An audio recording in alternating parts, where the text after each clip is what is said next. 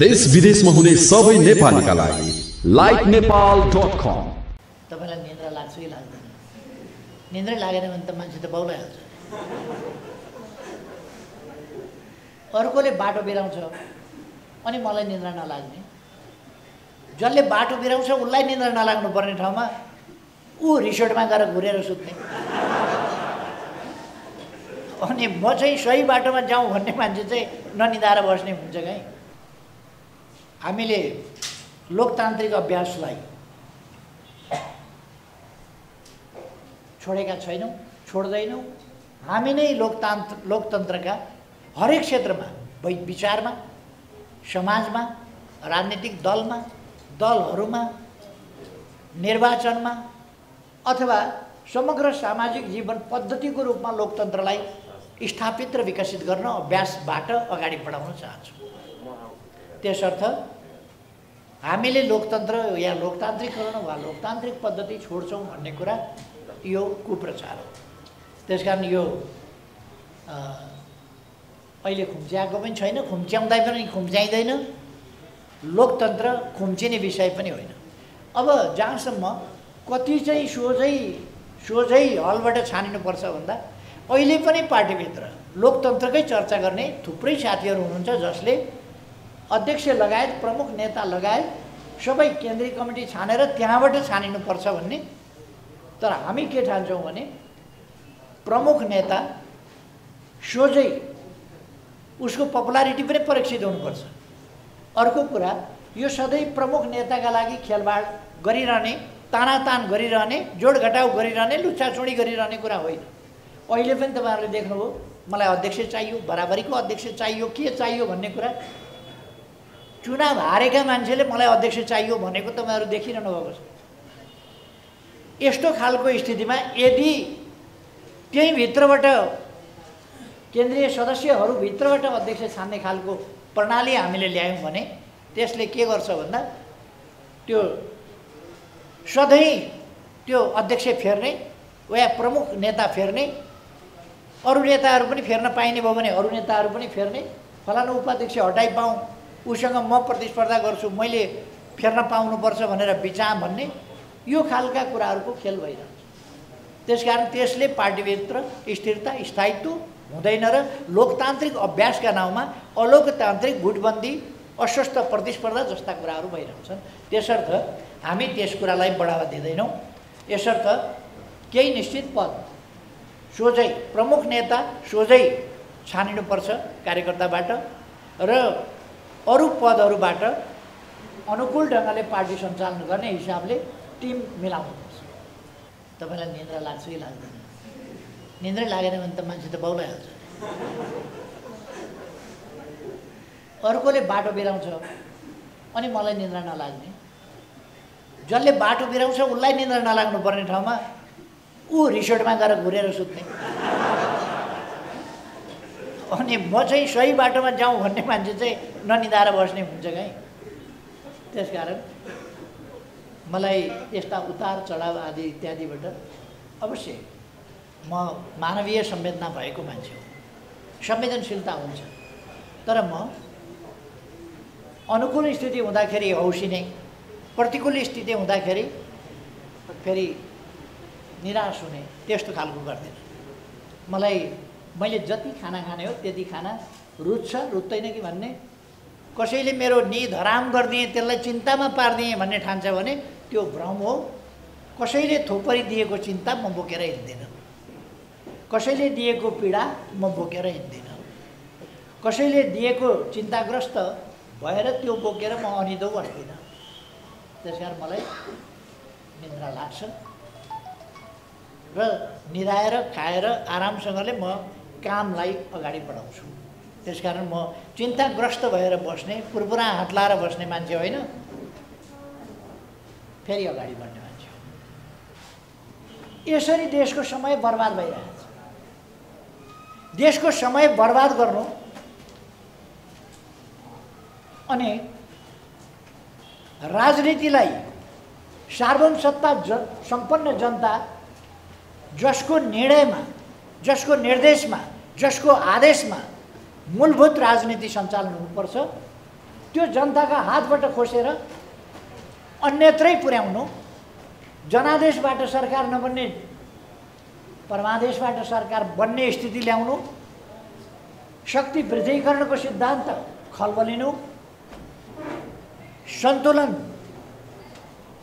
सिद्धान्त check and balance भन्छौँ नि हामी, सन्तुलन नियन्त्रणको सिद्धान्त र व्यवहार खलबलिनु, जनताले मूल्याङ्कन गर्न र फैसला गर्न नपाउनु, अरू इन्डिभिजुअल वा 2-4 मान्छेका समूहले देशको भाग्य भविष्य फैसला गर्ने परिपाटी स्थापित हुनु, संविधानका धाराहरू स्पष्ट धाराहरू कार्यान्वयन नहुनु, व्याख्या गर्ने ठाउँमा व्याख्या नगरेर असान्दर्भिक ढङ्गले बाहिर जानु, यी खालका कुराहरू के अग्रगमन हुन्? देशको समय बर्बाद हुनु अग्रगमन हो।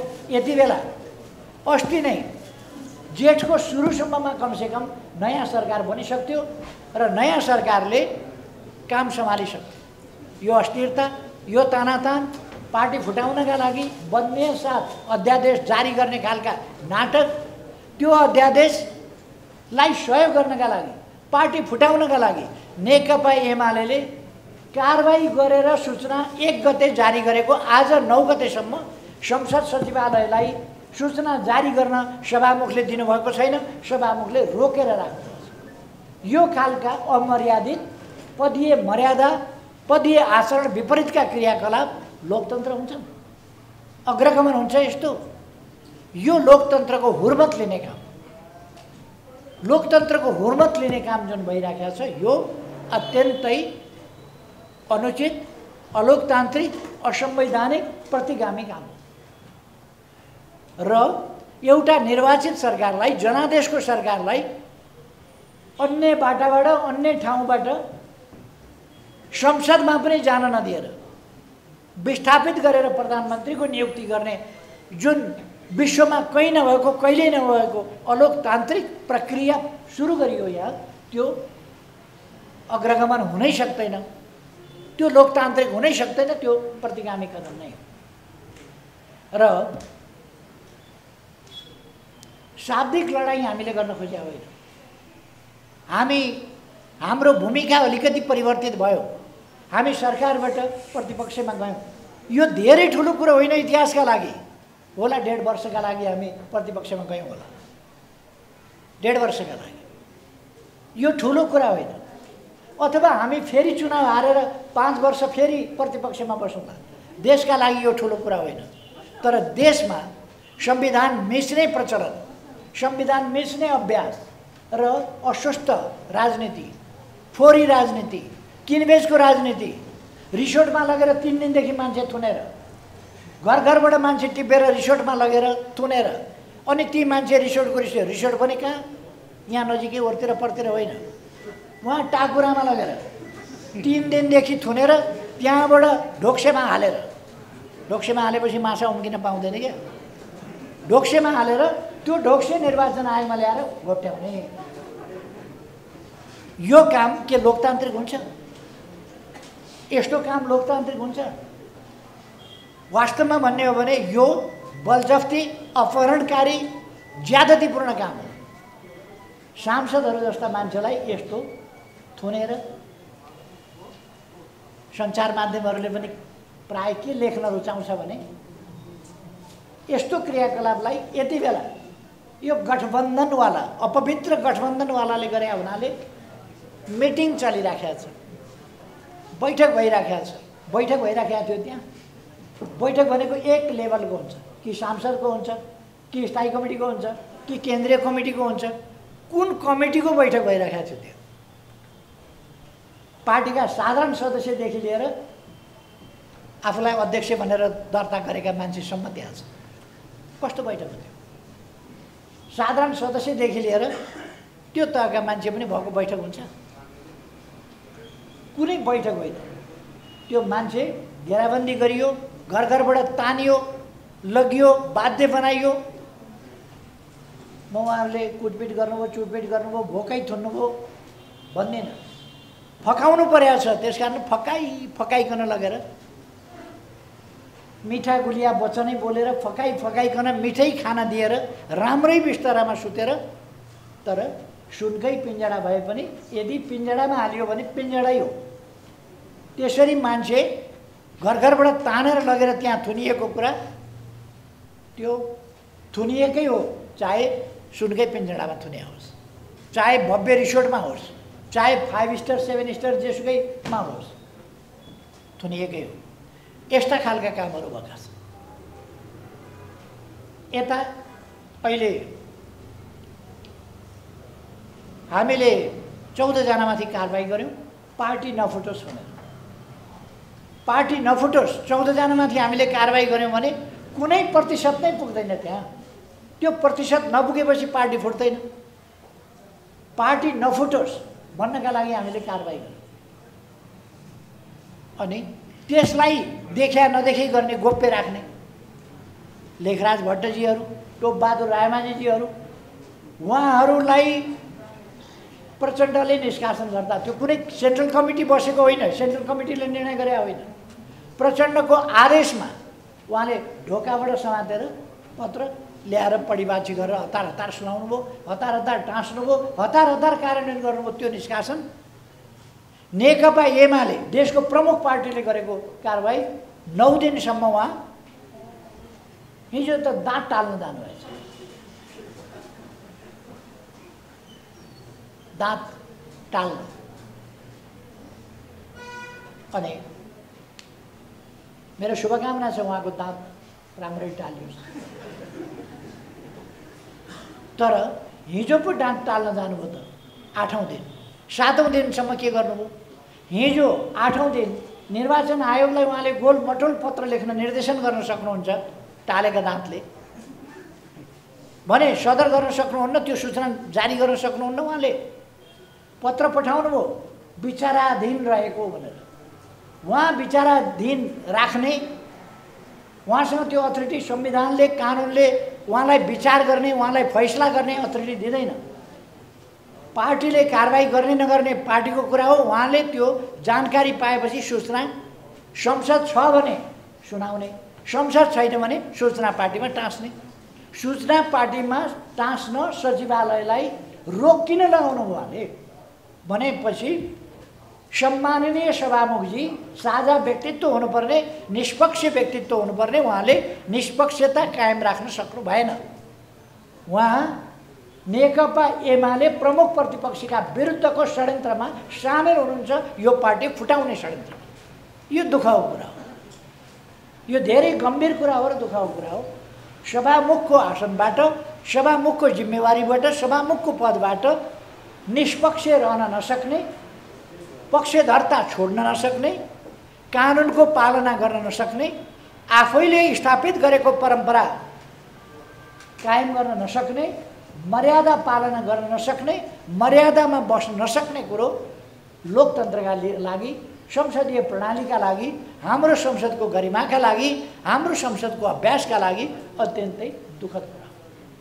त्यो कुरा उहाँले गर्न पाउनुहुन्न। उहाँले विचाराधीन भन्नुभयो।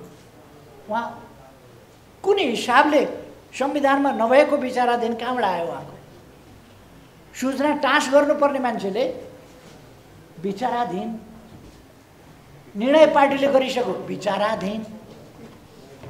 न्यायिक अधिकार उहाँलाई कसले दियो? उहाँ न्यायालय हो र। उहाँलाई न्यायिक अधिकार होइन सूचना टाँस्ने र निर्वाचन आयोगमा खबर पठाउने कुरा। निर्वाचन आयोग नेकपा एमाले 14 जनामाथि कारबाही गरेको थाहा छ। थाहा हुँदाहुँदै सँगै संसदमा हामीले पठाउन सँगै, सूचना गर्न सँगै निर्वाचन आयोगलाई पनि पदार्थ दिएका छौँ। तर निर्वाचन आयोग सोध्छ फेरि संसदलाई के भयो? संसद त्यो सोधेपछि संसदले स्पष्ट भन्नुपर्ने 14 जना निष्कासित गरेका छ। संसद सचिवालय के भन्छ भने 1 गते निष्कासन गरिएको सूचना संसद सचिवालयमा आयो, विचाराधीन छ। त्यसकारण लिस्ट चाहिँ सबै यही हो। कारबाही गरेका व्यक्तिहरू समेतको लिस्ट, सिङ्गै लिस्ट निर्वाचन आयोगमा पठाउँछ। एमालेको लिस्ट यो। योभन्दा बेइमानी के हुन्छ? योभन्दा राजनीति खेल्न खोज्ने सभामुखले पक्षधरताका साथ राजनीतिमा हात हाल्ने र गिजोल्ने काम योभन्दा बढी के गर्ने? यो खालको कुराहरू अत्यन्त दुःखद कुरा हो। म त्यसमा दुःख व्यक्त गर्न चाहन्छु, खेद व्यक्त गर्न चाहन्छु।